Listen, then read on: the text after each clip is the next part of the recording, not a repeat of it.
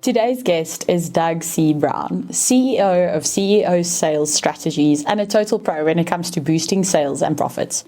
He's helped companies like CBS, Procter and Gamble, and even Tony Robbins' team drive serious results. We're talking hundreds of millions in sales.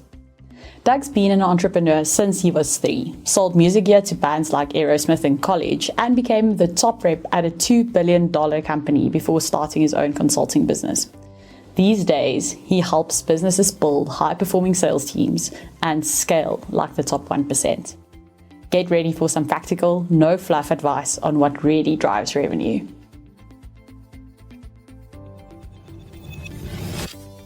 So, Doug, welcome again.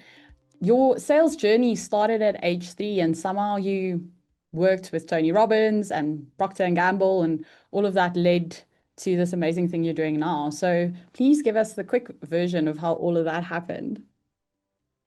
Well, frankly, I think it happened. I did start working at the age of 3 for my dad's business. He had a industrial machinery company that did repairs on industrial machines.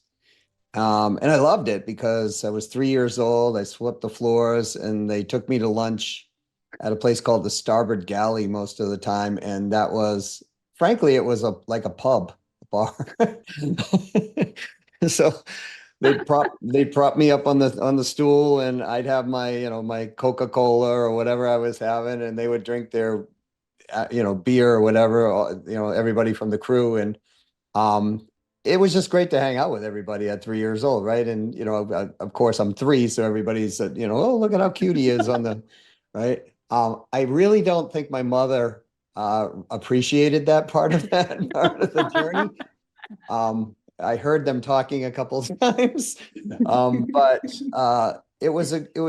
that's where I learned the power of leverage and how to create leverage in business. Mm-hmm. And the reason behind that is all my brothers and I went through the same indoctrination. So by the time we were about 5.5 or 6, they were bringing us out in front of clients and they were helping us write orders.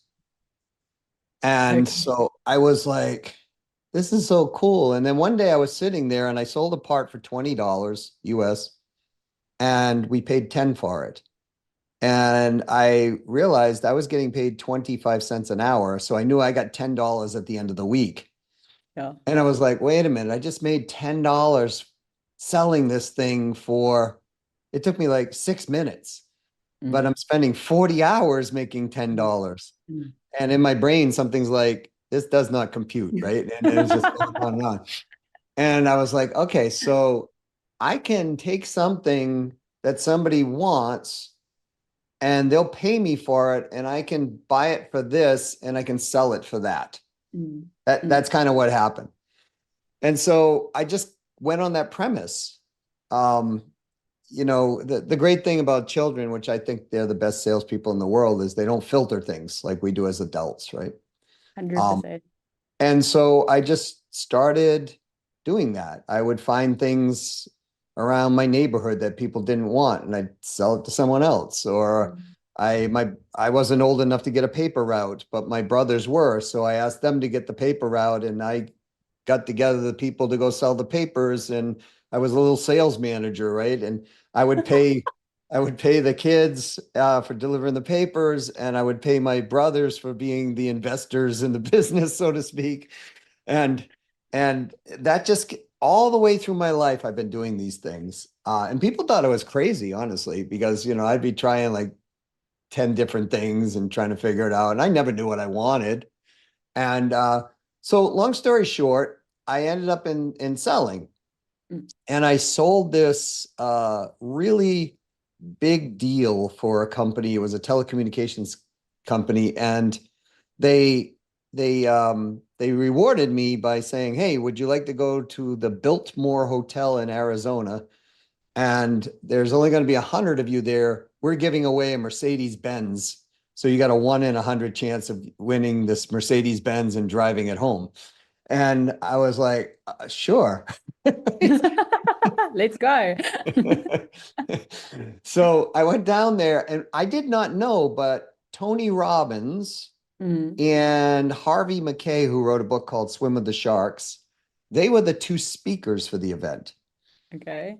So there's 100 of us in the room with Tony Robbins and, you know, Harvey Mackay. And so two magical things happened at that event. I had been studying Tony's personal power too. For those of you who are old enough to remember cassettes, that's what it was on originally. And it really helped my life. And so I was like, oh, this guy's kind of a mentor to me. I look forward to meeting him. So I'm down there. Long story short, he does his thing. Thank you and good night. And he walks off the stage, and I go to talk to him. And he has two big bodyguards that were actually bigger than he is, which is he's a huge man. And they're like, no, kid, you can't get up on the stage here and talk to Tony Robbins. I'm like, damn. so, anyways, I ended up talking to Harvey Mackay. Okay. And I said, Mr. McKay, I really appreciated some of these things that you said. I said, I have a few questions. And he said, well, kid, I'll answer your questions all day long. Just carry my bags to my limo with me because I got to go catch an airplane. And I did. And that's how I built my relationship with Harvey McKay. So after that, I was walking through the Biltmore Hotel talking to someone on the phone, and they said, you didn't get to meet Tony. I said, no, but I got close someday. And as I'm walking through, I'm in the courtyard, and I look over to my left, and there's this big man sitting at a table talking to a friend, and it happened to be Tony Robbins. Stars So I are walked. aligning, I see. That was the start of how I ended up starting to work with Tony Robbins. I went over to him, talked to him, explained what was going on. He invited me to one of his events. Eventually, I became the president of training and sales for companies that he owned, and there's a funny story in between there, but in the essence of time, I don't know if I should tell it. But anyways, that's how that started. Procter and Gamble. Again, it was just me outselling. I just would keep going, get involved in situations, build a relationship, find the need, and that was it. And really, that's selling. Everyone has a problem. They want to gain an opportunity of something, or they have a goal. That's what we sell to. 100% sell to the goal. And I mean, a lot of SMEs, small businesses, they feel like sales are hit or miss, right? We don't really know how to fix that problem. So what are the common signs, would you say, that a business actually has a sales chaos problem, if we can phrase it that way? Yeah, that one's easy. That's unpredictable revenue. So Okay. if they're having ups, downs, ups, downs, ups, downs, or ups, down, long line, up, down, right? Feast to famine, so to speak. That they've got a sales problem because there's lack of consistency going on. Usually that's in the prospecting side. So if we think about consistency, any of us who've ever been to a body of water that produces a wave, that wave doesn't start at the shore. No. It starts out somewhere in the middle of the body of the water or on the other end or whatever it does. And so imagine you have a big splash, in the middle of the lake or the pond or the ocean or whatever. That wave takes some period of time to get to the shore. And it usually comes in multiple waves, like little ripples, or a big wave and little ripples. And every time you push something into the middle of that lake, that is prospecting. And so we have to consistently keep doing that. Bang, bang, bang into the lake. And if we do that, you will, because what happens is, let's say it takes a month to close something, and people aren't prospecting for 2 weeks. Yeah. Well, now it's going to take 6 weeks for that sale to show up.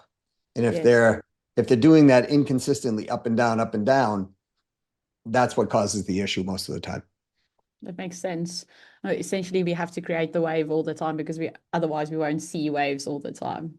Yeah. It's like any relationship. Rika, it really is. It's like any relationship.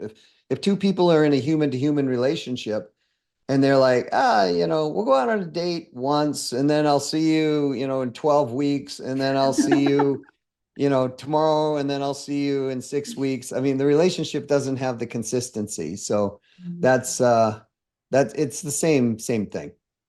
It makes sense. But I mean, in saying this, it's something that we should very easily be picking up, right? If we look at any income statement, you can immediately see if your revenue is not consistent. So why do you think sales is still such a blind spot for business owners and for accountants? Why are we not solving this? What are we missing? Well, they're not hiring me. That's my self-serving. I love So, that. Great answer. Great answer. so you know, there was an old joke that, three babies are born, and there's three back in the old days, the fathers couldn't come into the delivery room. So they had to wait, and then the nurses came out and put the baby. It was a glass window, literally, that used, and I remember this when my brother had his first child. They had this glass window. I'm like, why do we have this glass window? And so, baby one's put into the bassinet or whatever it's called. And the father goes, oh, to the other gentleman standing next to him, that's my child. He's going to be a doctor, right? And the next baby comes out, and the second father goes, she's my child. She's going to be a lawyer, an attorney. And the third baby comes out, and the father goes, wow, they're going to be a salesperson. And the other two people look at him, and they start to move away from the third father, right? Because they're like, who says their kid's going to be a salesperson, right? That type of thing. That's the old joke. Yeah. And I think that permeates people's minds. Like, people think that sales is a bit hard or icky. To me, sales is the most noble thing that we can do in a business context, because nothing moves without something being sold. And 100%. And I think the second reason for that is a lot of small, medium-sized businesses, they don't understand the actual business they're in. Yes, so I get what you're saying. Right? So, well, I don't know, let's say a plumbing company, right? If you ask them, what kind of business you in? Oh, we're in the plumbing business. If you ask a medical supply company, what business you in? You're in the medical supplies business. But that's not the business they're in. That's the deliverable. Yes. Right? The business they're in is client acquisition. Yes. If they're out of client acquisition, they're not in the business. And I think that is the major understanding that if people came to, that they would fix these issues, because you can't have a business running and growing without continuous sales. 100%. I mean, if your top line is going awry, everything will eventually just collapse because you don't have money to pay anything. Yeah, I agree. But on that, we were speaking about the wave analogy, which I really, really like, because it shows that consistency. It shows, I mean, if we think about how waves are formed in the ocean, I love that for an analogy for sales. But how are we making these waves? What are the key ingredients or the key things that we need to note or implement to actually have a predictable sales system and something that is scalable? How do we do this when we are one entrepreneur or a very, very small team? How do we implement something that we can predict and see that consistent revenue month on month? Okay, so that I got multiple questions out of that one question. I'm sorry, it's my phrasing. No hate mail, but I have 3 ladies in my house and they do the same thing. Right? I have a question for you, Doug. Proceeds to ask multiple questions. It's the interesting thing about, and this is something for people to understand, when they're selling to women, you got to let them talk, right? Too many men cut them off in midstream, and that's a rapport break. So women think more circular, not all women, but many of them. And men think very straightforward, direct, right? They would go, dude, how do I grow my sales? That would be it, right? Or, right, that would be the question. So, so how do we do it? And how do we do it predictably? Those are two different questions. Yeah, but they're synonymous. So so how do we do it? The easy question, the easy answer, right? So thank you. That was a wonderful question. We do it by doing this. Come up with some ways you're going to reach out to clientele, potential buyers, and actually just start enacting those things and taking action on them. So let's say, well, I'm doing one right now. We're in the process of actually growing an insurance business. And so I'm put together, I want to gather agents for my insurance company. So I put together a very nice email and social media post, and today I start releasing them. So I'm just sending them out saying, hey, this is what I'm doing. I'm looking for agents. We're only taking, a dozen of them at this point. And, you interested or anybody interested? That is an outreach. So this is how you do it. You don't have, and now I'll tell you how to do it predictably. You've got to have an outreach, and the outreach is I'm reaching out to somebody for the message. That message then is going to have to connect with someone. Yes, Please write these down, folks. Yeah, it's got to connect. It's actually like, just because you send an email doesn't mean it gets delivered. It's like if we send something in the mail, it doesn't mean that the person actually got it. Right. So we want to use methods that are, we can measure the connected rate. Right now, you can put things on your email and say, oh, this person opened it, et cetera, et cetera. So you can measure your connection rate. And then, you're going to get a response in most cases. There's only 3 responses: no response, negative response, or positive response. Right. Well, I guess there could be a neutral response to indifferent. I really don't care. But, and so that's the basics of prospecting. Those 2 lead to an appointment.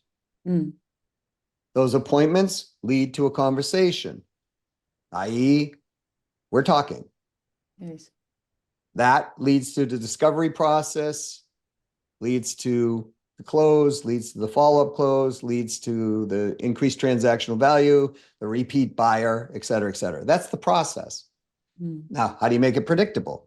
Take those metrics I just said, those KPIs, measure them, and measure the ratios in between them, and it will tell you the story where you need to improve. But there's one other piece. Before you do that, if you want to improve upon it, understand who your right fit ideal buyer is. Yes. Because if client, essentially. The one who can make the decision, the one you should be talking with, what are their problems? What are the opportunities they want? What are the goals they face? Understand that whole concept, because if one does not, then their messaging will be off. And if their messaging's off, your outreaches are going to go out. You'll get connection rates, and you'll get zippo for responses or negative responses. Because so the more you improve that front end part and measure the KPI and the metrics, that makes it predictable. That makes sense. It's essentially ensuring that the rapport is always there and not just at certain parts in the process. Because the moment you start the conversation with either the wrong person or the wrong conversation with the right person, you're going to alienate that human, and you won't be able to connect with them. And when the connection is severed, you won't be able to sell. Understanding you correctly. That makes sense. Because like you're saying, you're prospecting in the wrong place to the wrong person, or the right place to the wrong messaging. Yes. Right. Yes. I call that the Dave Anderson syndrome. Very formal name. I like it. Jotting it down for future reference. Dave was a friend of mine, and he came to me one day and he goes, Doug, there are no good women left in America. Wow. Okay. And I said to him, what? Because it was like a statement that just didn't make sense. And I'm like, Dave, your mother's not a good woman. My mother's not a good woman. He goes, no, not that. I can't find any good women to date. I said, okay, different conversation. I said, well, tell me, Dave, what do you want in a gal? Like, he's in his mid-30s at this point. He goes, well, I want a church-going woman who has a master's degree, who, doesn't swear, but likes comedy. She likes music. But she's a real like family girl, like, the girl next door, sweet, wonderful, wholesome type of person. I said, well, those are good characteristics. Where are you going to look for this gal? And he said, well, down to McGurdy's bar down the street. And then I go to the other club across the way. And I'm like, Dave, what kind of church going, wholesome woman with a master's degree is going to be hanging out at a boys' bar, I get what you're drinking, saying. like the probability of you finding her is slim. Yeah, you're making this difficult on yourself. Go to church if you want someone who goes to Exactly. church. And so, speaking of going to church, I said to him, I said, Dave, why don't you we have a university systems around here that are steeped in religious studies and, yeah. So I said, Dave, why don't you go to the university around here, the Holy Cross College, and go to a mixer with master's degrees, and above, those type of events. And he did. And he found Mrs. Wright on the first try. And they've been together ever since. And Wow. so that's the value in prospecting in the right places, but knowing your ideal right fit buyer, right? And so it just makes it much more effective and much more efficient to do it. 100%. Look in the right place for the right person. Does make sense. You're just increasing your chances exponentially because, yeah, Yes. 100%. Yes. But you speak a lot about helping companies sell like the top 1%. What do those top performers do differently than the rest of us? And how can we be more like them? How can we replicate that? Well, the 1% looks for leverage. Okay. And that's the thing about the 1%, right? So the 1% is always looking for leverage. It's what I discovered at my dad's place, Mm. right? I can work all week long or I can work for 6 minutes. So when, Same when $10. right? And so when you're looking at the 1%, in regards to selling, they're not thinking one sale. Mm. They're thinking, okay, if I make this initial sale, how many additional sales can we get from positioning the initial sale? What's my repeat frequency of buy that I can get from this person? What is the added transactional value? Can I upsell? Can I cross sell? Can I extend through this relationship to other new relationships, Mm. i.e., referrals, Yes. endorsements, testimonials? Um, you know, how do I expand my network through this conversation that I'm having with this person? They're always thinking leverage. Mm. And, we want to do that, like even if we're making a cold call, I ask people this all the time. What do you want in a cold call? They go, well, to make a sale. I'm like, firstly, that's not the purpose of a cold call, right? So but that notwithstanding, what if you don't make the cold call? Well, then I just hang up. Well, you have no leverage, right? What Yes. about getting a relationship? What about getting a referral? What about, Mm. uh, you know, uh, building credibility, positioning yourself well? You can get a testimonial off a cold call. You know, That is I true. just got I just had somebody send me the other day. Your company is so caring and so considerate. I've never had a call like this ever before. I really appreciate the integrity in which you carry. Mm. They Hello. didn't, yeah, they didn't necessarily buy from you in that moment, but they had a good Oh, experience with your brand, which is right. what we are trying to create all the time. You have 300 of those pasted on your website, and they're all real with people's pictures, right? I mean, that's social proof. So 100%. that's what 1% produce, and they understand one other thing: the master prospector will always outsell the master closer. That makes sense because it's almost a numbers game, right? If you have more to prospect from, you need to close less or fewer of them. Yeah. So, And if you're a master prospector, you're in your ideal right fit buyer profile. yes. So I can go out and say, talk to 10 people and close 8 of them, where the master closer might talk to 70 people and, close the same amount. Yeah. But they're working Much 7 harder. times harder. Yes. Because they were in the wrong pool from the start. So they are masters at closing, but they're not actually masters at closing a large percentage of who they are trying to close. Yeah. So, I mean, I go out and I talk to 70 people and I close, 56 sales. They talk to 70 people, they close 8 sales. Yeah. Right. Because So the 70 is the that's the right difference. 70. Yeah. And Yes. the more qualified you have up front, the conversation will go easier and the sales quicker. You'll increase your effectiveness, shorten your sales time, sales conversation time significantly. Yeah. That makes sense. That makes complete sense. I'm almost considering a career in sales now. I just need There to you work on go. personality a little bit. You're convincing me. You're selling it well. Well, I know a place you can learn it if you don't. That's fantastic. I mean, going on to the concept or the theme of sales teams, then, when do we start needing an entire team?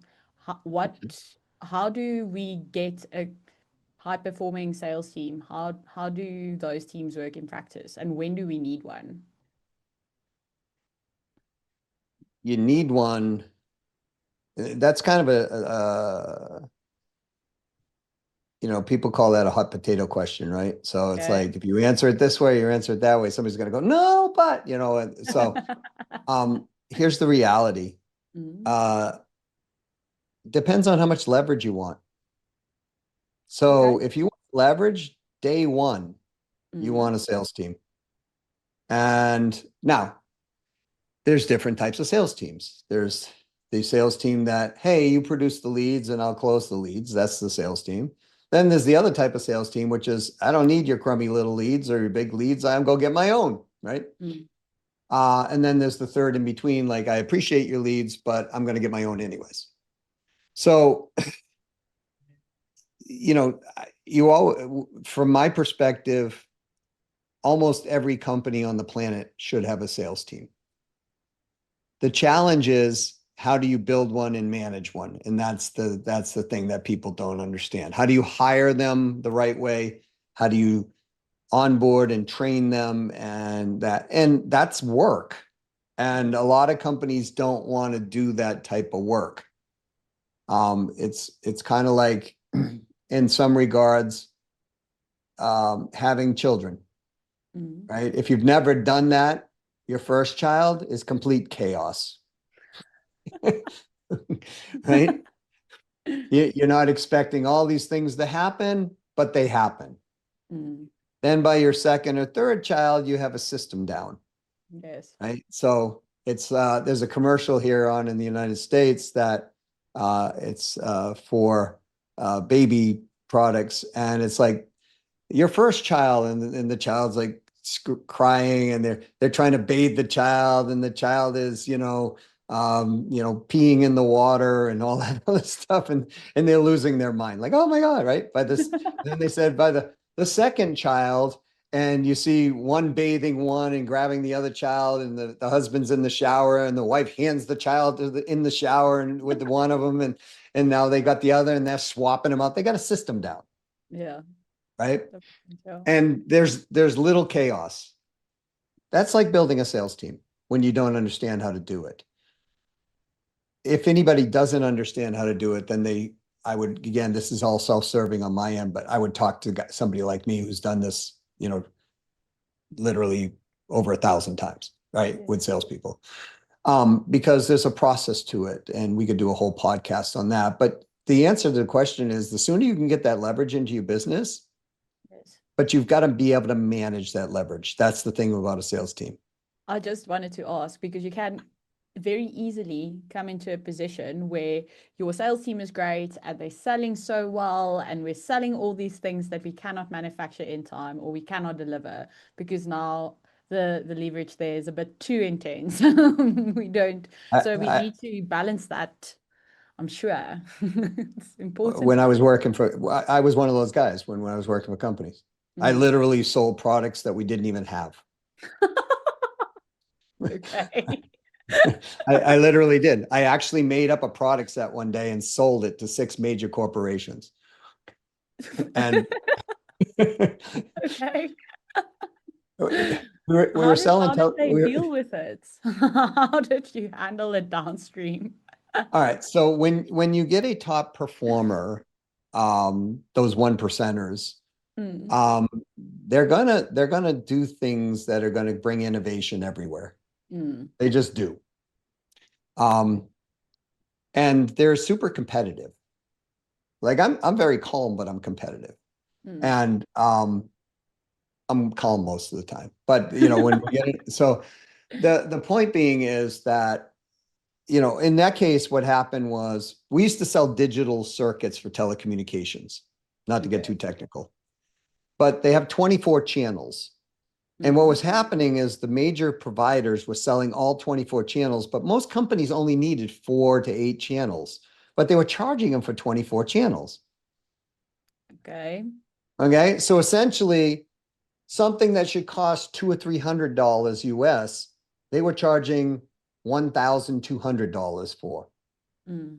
And we had a technology that I knew you could take and tie the channels between two of these circuits, Okay. right? So they were called point-to-point circuits back then. So Mm. they had 2 of them, and instead of $200 or $300 a piece, they were $1,200 a piece, right? Okay. Significant difference. Now, I'm a revenue growth and optimization guy, and I always have been. So I look at this and I go, huh, what if I took 4 channels here and gave the other ones for voice, and I gave the data for, say, 8 channels and the voice for the other 16? I'll use the 24 up, but we only have to charge them like $50 a channel. So 50 times 8 is 400 instead of 1,200 and 1,200. Now we just have to have $400 plus the voice, right? And it dropped the bill almost in half for these companies. Mm. So I'm out selling major names. I won't name them because people will know them. And I go back and I submit all the worksheets to the sales engineering department like I'm supposed to. And I'm sitting at my desk and I hear the sales engineers talking, and I won't repeat the language they're using because that was really colorful. And then in the middle of all that colorful language was Doug Brown. Mm. So, Doug Brown, right? And I hear it getting louder and louder. What the heck is this? You know, not in those words. Uh, and then I hear the sales engineering door open, and I'm like, I know this is going to happen. So they walk out. They come up to my desk, and the lead engineer goes, "What in the bleepity bleep is this?" Mm. I said, "I call them tie lines." Mm. He goes, "We don't have these things." Yet. Here's the moral of the story. He goes, "We don't even have a product set for this. We don't have numbers, SKU numbers, nothing." I go, "Hey, you can make them up."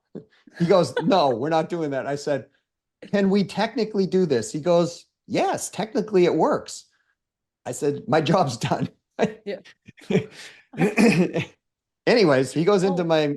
the manager's office, and it goes up the chain to the vice president's office, and the manager's coming out going, "What are you doing?" Right. And I'm like, I sold it. You want to go tell these major corporations we can't do it? Mm. Okay. Anyways, I get a call from the CEO of the company. At the time, we're doing $362 million. And the CEO calls me and he goes, "That was brilliant." He goes, "But do me a favor, will you? Mm. If you ever do anything like this again, call me first. You've Just got give my me a heads cell up. number."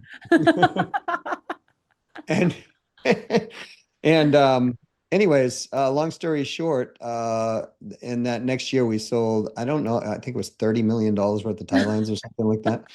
Okay, so So which I never 8% of your, negotiated a percent. your oh, that's amazing. Just upping your sales by like 8% just by selling something that you didn't have but could have. Yeah. And that's the thing. So when you've got to be able to manage people. You just don't hire salespeople, let them go and never manage the metrics, never look at any of the KPIs, all that other type of thing, because those things tell you the story. Yes. And, like I had a company one time that came to me and he's like, I can't figure it out. The owner's saying, I'm driving all these leads, but we're not making any sales. And I looked at the metrics and I'm like, your people are not responding to your leads for 27 days on average. That's a month.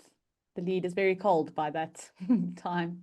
And the lead's very, very cold. I mean, to the point where it's been in the freezer for a week and a half, right? And so he's like, I don't believe that. Like, here's the metrics, right? And then he went and looked at him. He's like, oh my goodness, right? And so long story short, all the sales team didn't care. So he said, what do I do? I said, make them pay for leads. Easy. They cared then. Yeah. Well, people always do what you pay them for, right? It's the same concept, just in It's reverse. parenting. Yeah. It's parenting, right? But you're dealing with adults, so you can't put the kid in the corner, so to speak. We don't do that anymore, but when I was growing up, that's what they did. So it's parenting, but it's if we have a system down to manage this process, it's really easy enough to do, but most people don't. So that's really where the challenge comes in. That makes sense. But this system that we're trying to build, right? And obviously there's a lot of moving parts that you've just mentioned, but we have a lot of listeners who are accountants. Is there anything that the accountants or finance partners of small businesses can do to help build better sales systems for the clients they are serving? Yeah, absolutely. Big data, right? Measure the metrics. You have all the metrics. So get in and measure the micro metrics. I mean, that's what I do. Or bring me in and I'll measure it for people, right? I mean, because that's what we do. We predictably, mathematically, metric driven based selling.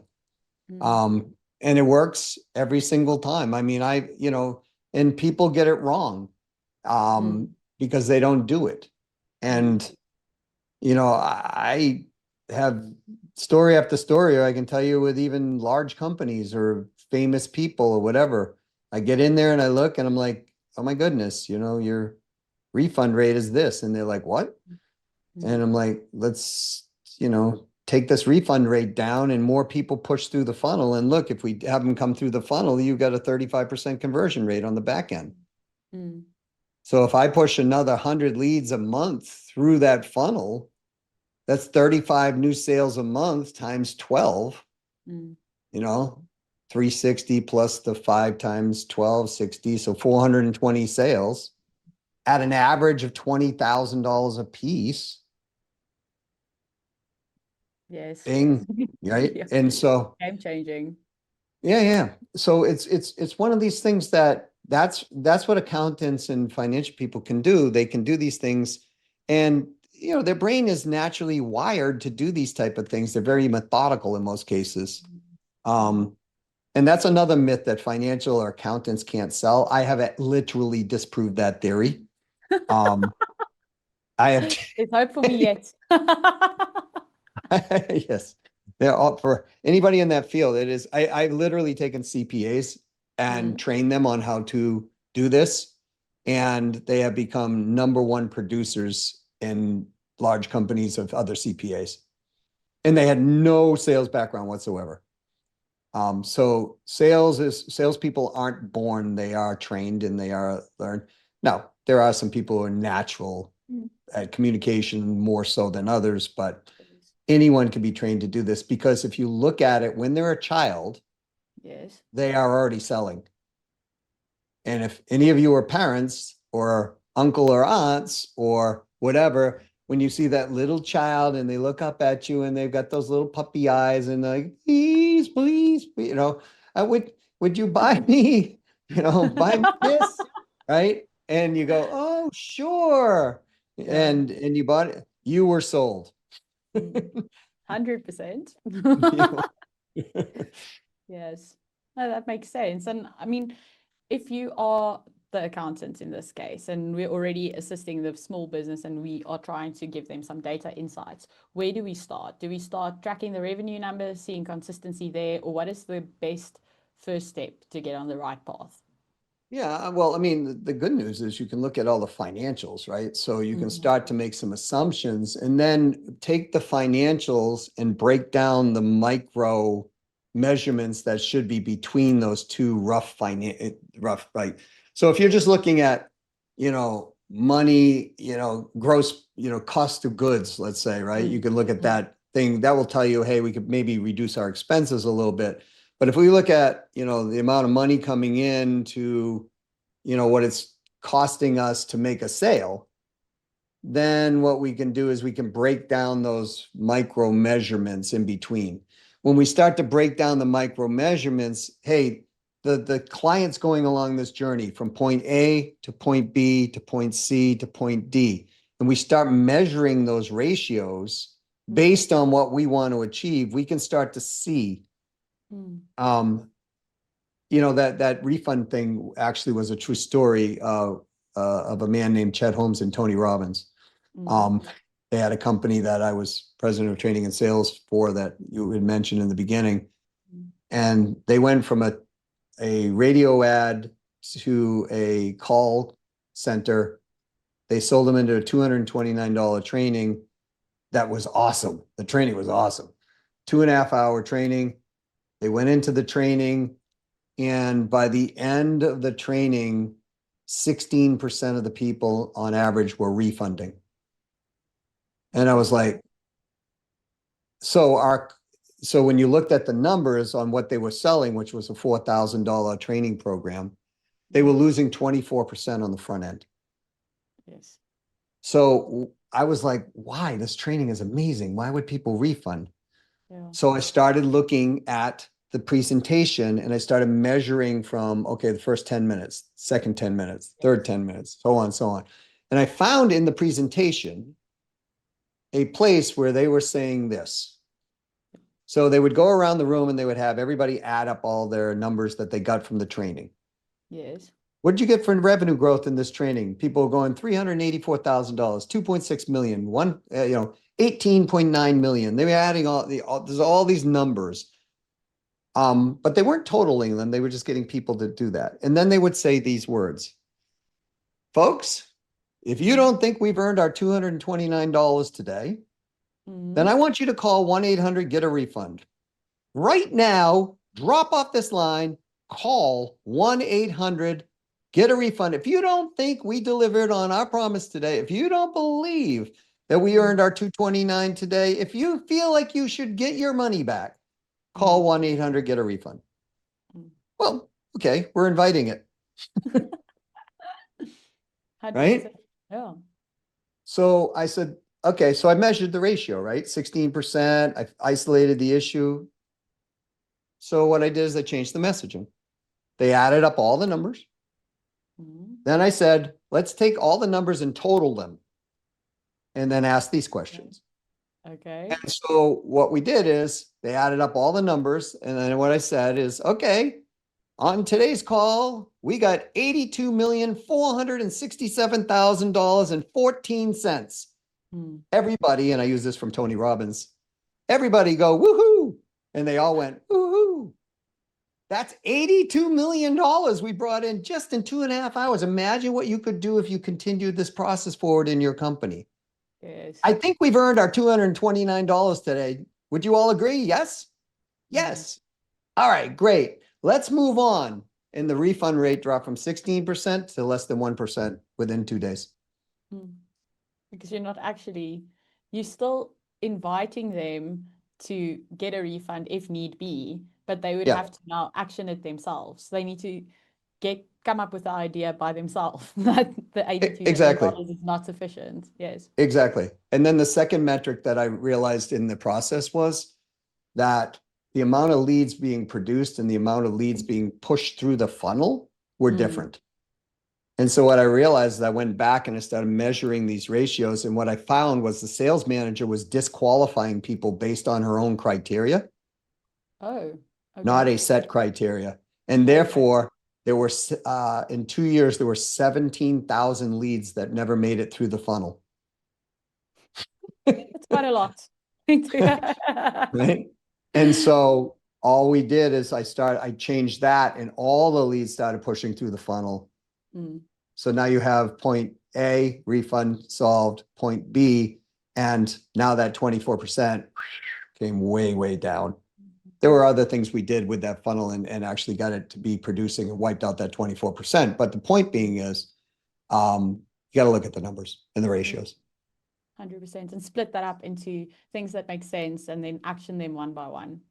Yeah. Because you can, yeah, because people look at symptoms all the time, yes. but you don't fix problems by trying to fix the symptoms, or you got to find the root cause. So remove the cause of the problem goes away. Yeah, 100%. It's like going to the doctor for and treating a symptom and not the actual illness. It's the same concept. Yeah. My stomach is upset. Yeah, I have some acid reducer or have this or whatever. Okay, I feel a little better, but man, 6 months later, I'm still feeling crappy. Like, what's the problem? Well, you're stressed out of your mind. Why are you stressed out of your mind? Well, I'm in a terrible interpersonal relationship and it's just constant stress. Okay, let's pull you out of that relationship.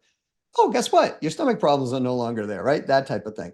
So we've got to treat the cause of the problem, not the problem itself. No, that makes absolute sense. I think that's really good advice and a really good starting point for anyone who's trying to solve, well, a sales problem, but any problem, in fact. Yes. Try and develop, ask why. Why is this actually happening? Get to the root of that interpersonal relationship, in your example, get them out of there, and then you will spend way less money on things for the stomach, because it'll sort itself out. Yeah. And why is it a good question? Because sometimes when when we ask why, our brain goes, because you're dumb. That's why. But so then I reframe the question and I ask, well, what could be, if somebody else was advising me, what could be 3 possible things that they might say to me? Right. And then if I don't know the answer, then reach out to someone else and say, I got this problem. You could do this with ChatGPT or Gemini or Microsoft Copilot. AI will help you today. So, yeah. Okay. I love that. I think that's a really good one. Try to advise yourself, because then you can actually think about it objectively and get to a better answer than just because I'm dumb. Yeah. I have a friend, she's going to kill me telling the story, Michaela. And she's absolutely stunning. Like, she's a model material. She's Black, just like Whitney Houston, beautiful, in her youth, Whitney. And she was always wearing black clothing. And I asked her one day, why are you wearing black clothing? And she said to me, because I'm fat. And I said, what? And she said, well, I feel like I have too much weight on me. I'm like, okay, I won't invalidate what you're feeling. I would think that most people would disagree with you. Where are you? Like, she goes, well, I think right here. I go, you think right here? And she's like reaching down toward her stomach. She said, I think. And I said, you know what? We're having lunch. And I said, I want you to, after lunch, you got another meeting? She says, no, I got like an hour in between. I said, you going home? She goes, yeah. I said, what I want you to do you have a full length mirror? She said, yes. I said, I want you to just disrobe, get completely naked, and stand in front of the mirror and take a look at the mirror. And then let me know if you really see that spot. That's fair. And so she did, and she called me back. And she said, how did you know that wasn't there? I said, because I'm looking from the outside in. You're looking from the inside out. So let's talk about the childhood wounds that are causing this issue that's going on for you. Because everyone else thinks you're a Nubian goddess. You're thinking you got a little fat spot here and it's an imperfection. Yeah. So we are our own worst critics. But when we get, I don't know, naked in front of the mirror, you can't hide anything. You know what I mean? It's like, it's objective. So what we all want to do is get objective feedback on the cause. Yes. And in this case, it was her brain actually causing the challenge. And we're super good friends. We're still friends today. So I was joking with her. I'm like, did you take pictures? Can we post them on the internet? she's like, right. And she said, I did take pictures, but you'll never see them. Right. So I'm like, so it's, we have that type of relationship. We're really good friends. But the thing is that I wanted to remove the cause of the problem because I knew there wasn't, a problem from everybody looking in. Yes. And so it had to be an outward thing. But until she gets objective feedback, and I know it's a crazy example, but the point being is we all do things like this. Yes. And then what we do is when we're in our own frame, we magnify that frame a lot of times. We're like, oh, it's bigger than it really is. And I had a physics professor one time who told me he and another physics professor were sitting on an airplane and they were looking at there was part of the wing that was missing. And they were freaking out on the airplane. And they kept validating it. Yeah. They're like, oh, the wings, And so they're like, oh, and then the pilot's like, we're going to start to take off. And they're like, ding, ding, ding, ringing the bell up on the top. And so the attendants come out, go, what's wrong? What's wrong? What's wrong? Look, the wing, it's missing a piece. And the two ladies looked out and they go, sir, that's cloud cover hitting the wing, preventing it from summer. Now, these are two guys with PhDs in physics. It's not an actual problem. It's fine. But you get so wrapped up in your own spiral. Yeah, I'm sorry, Professor Siegel, because that was his name, and he, or Dr. Siegel, and he said, as soon as the plane swung, the angle of the sunlight changed, and the wing was there magically again, right? Everything was fine. Yeah. So again, let's not inflate what's going on, and let's not try to treat the symptom. That's the root cause that we need to fix. Yes, fully agree with that. So if you could give one piece of advice to small business owners who want more sales and more sales consistently, what will it be? Well, I think the last word you said, consistently, right? Consistency, right? That's the thing. Like we talked about when you're dropping in the middle of the ocean or whatever, and you're creating the ripple, that has to happen on a consistent basis. So here's a good, if you're a startup company, for example, you should be focused on nothing but selling. Yes. Till you get to $1 million. Like, client quality, yes, that's a given. But your 80% of your day, if you looked at the Pareto principle, the majority of your day should be on prospecting and FaceTime with your potential buyers until you get yourself to $1 million. Once you're at $1 million, you start to, you can add on more leverage and more leverage and more leverage in the form of people, systems, processes. You could do that prior to $1 million. But when you get to a certain point, if you run by a rule like 20, this is something that we used to use. That means 20 outreaches one way in a day, 20 outreaches in a day another way, so i.e. 40, and 20 follow-ups. Okay. If you just do a formula like that every day, what you will find in about 2 months is you can't do 20. It'll be more like 10, 40, and then eventually it'll be 2, 60. But if you keep that consistency going every single day, then you won't have a revenue issue.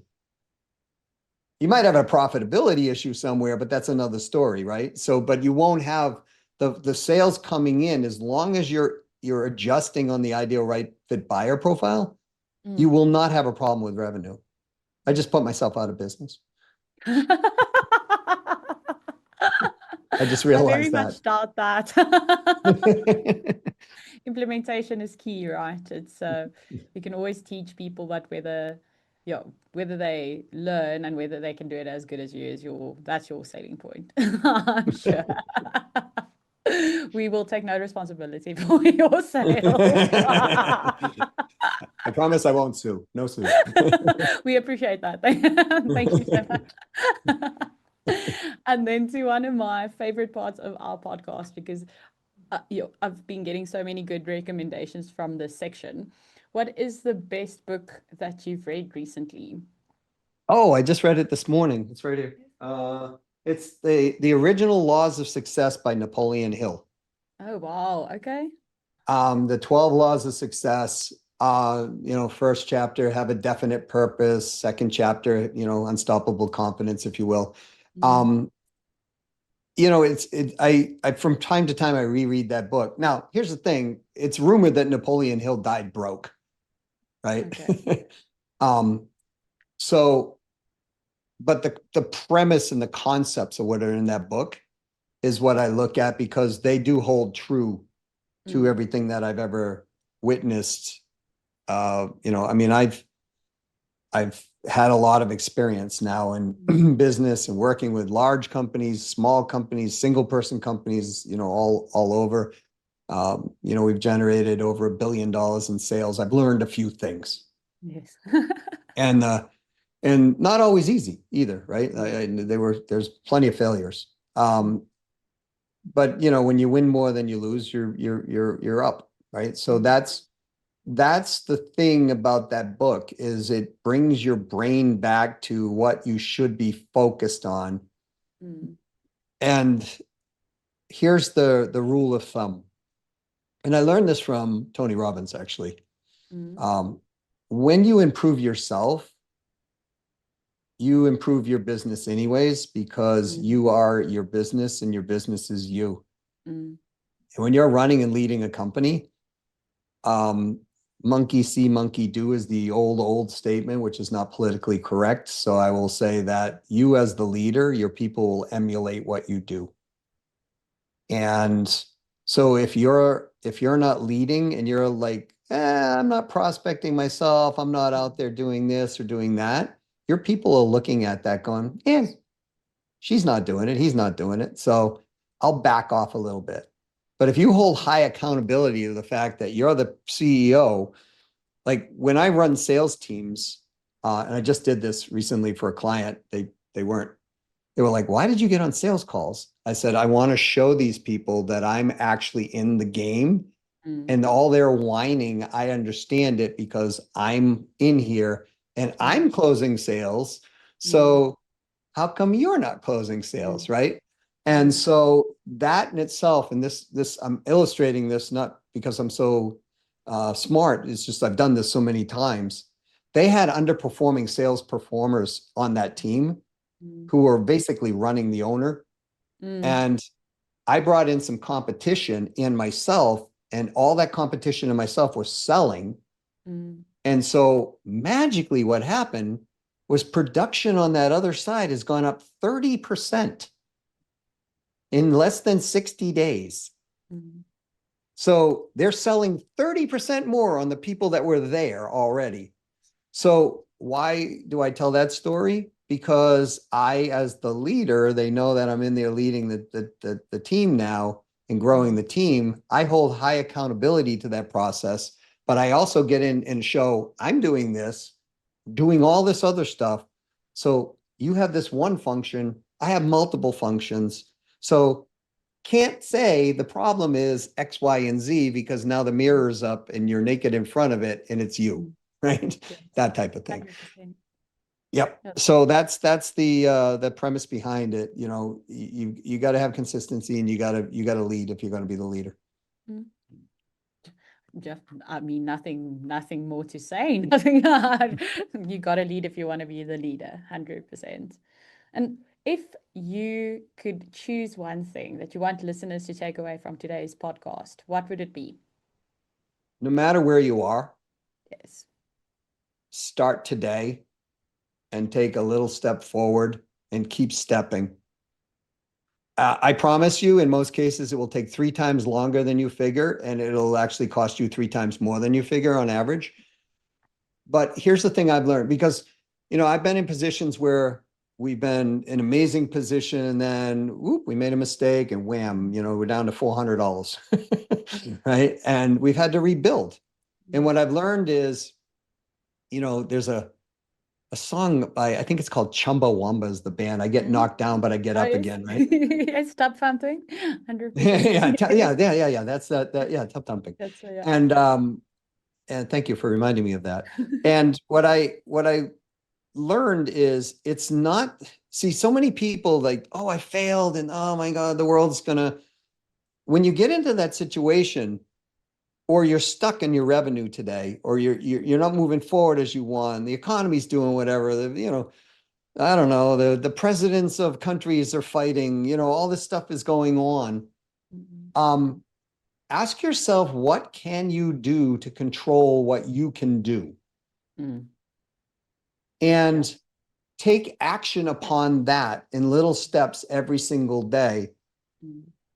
But go back to what Napoleon Hill was saying about what's your definite purpose? What's the outcome that you're looking for? The true outcome, not the, I think I want this, but the true outcome.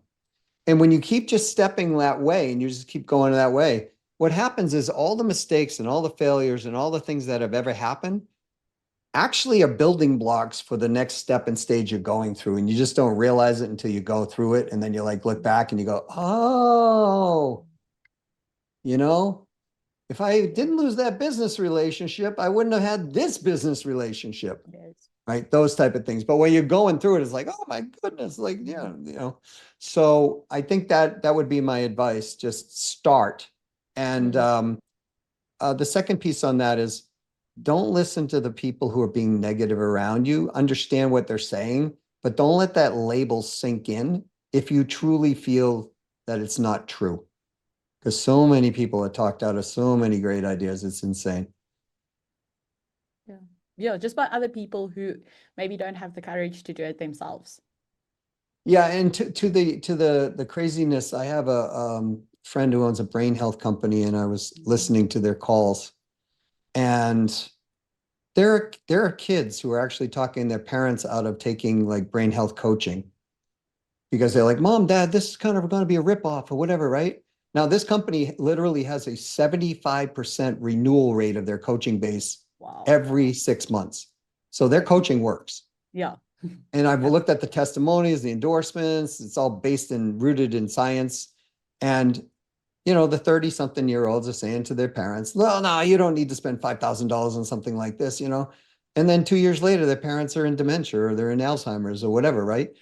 And the parent is going, well, yeah, I really do need to do this. But, my spouse is saying no, my kids are saying no, my this is saying no, right?